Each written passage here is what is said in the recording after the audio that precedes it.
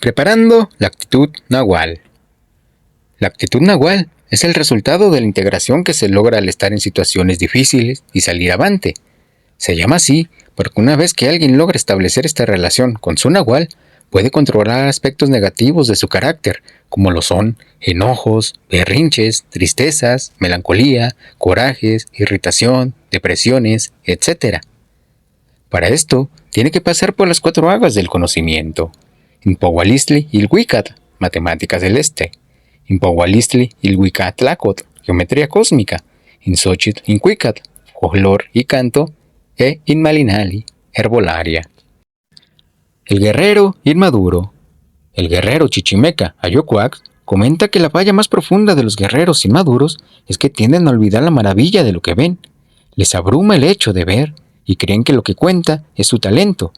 Un hombre maduro debe ser un dechado del orden cósmico, con el fin de superar los obstáculos de la condición humana.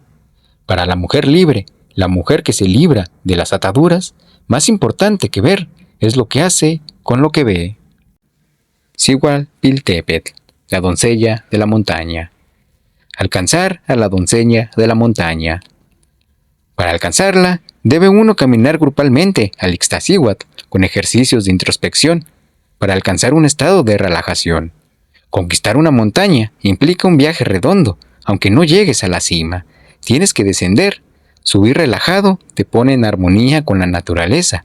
Esto requiere de concentración en cada movimiento y una respiración concientizada. Los guerreros mexicas enfrentaban el agotamiento físico, la altura, el frío y lo escabroso del camino con las debilidades más profundas, para sacar desde esa debilidad la fuerza interna que todo guerrero implacable consigo mismo logra gestar con esa fuerza de voluntad logradora. Una mente desprejuiciada y abierta a nuevas posibilidades es el principio de una actitud productiva hacia la vida, el espejo de nuestra realidad.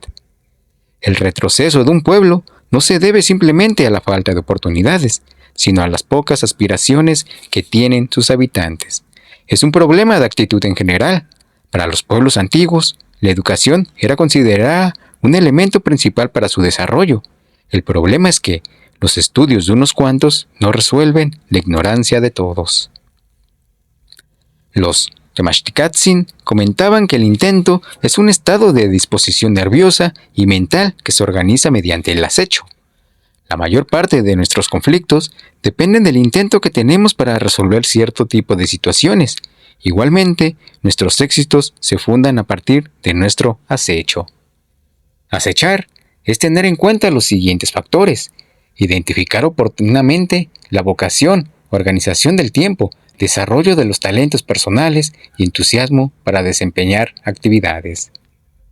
El guerrero implacable debe estar dotado de diversas aptitudes para realizar actividades independientemente de sus gustos personales.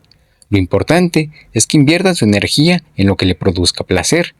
El intento es un llamado del cosmos para encontrarte contigo mismo, una puerta misteriosa que se abre en determinados momentos de la vida y a la que cada quien es libre de entrar o abstenerse de ella.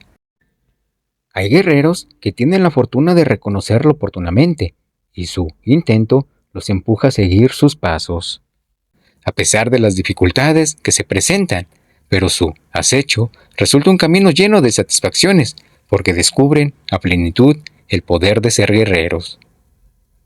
Chitón, silencio. Una vez que se logra el silencio interno, todo es posible, aún las cosas más descabelladas.